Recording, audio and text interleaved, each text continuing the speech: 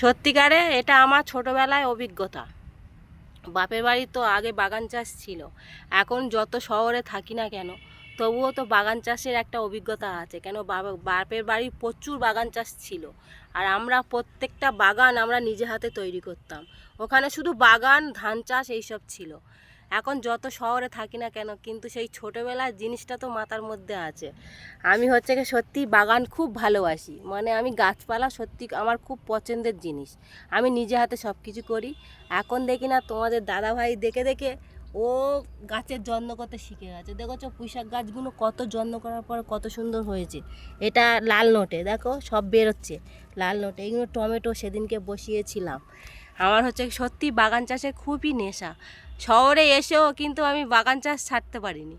নিজের যেইখান থেকে একটু জমি মানে করতে পেরেছি, তখন থেকে সত্যি আমি প্রত্যেকটা সবজি চাষ আমাদের বাগানে দেওয়া হয়। ওই সবজি চাষ দিয়েছি। এগুলো সব হচ্ছে কি আলটে কচু, সবাই তো এইগুলো কিনে খাও। দেখো এইগুলো সব আমি চাষ দিয়েছি, সব আমাদের বাগান। এগুলো সব বসিয়েছি।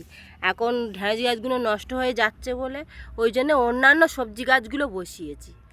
দেখো কত সবজি গাছ সব বসিয়েছি। পরে যখন মানে গাছগুলো তো বড় হবে, এখন মাটির সাথে সেঁটে আছে, কিন্তু দুদিন পরে ওই গাছগুলো হবে, ওগুলো সবজি হবে। তখন তো বন্ধুদের দেখাবোই।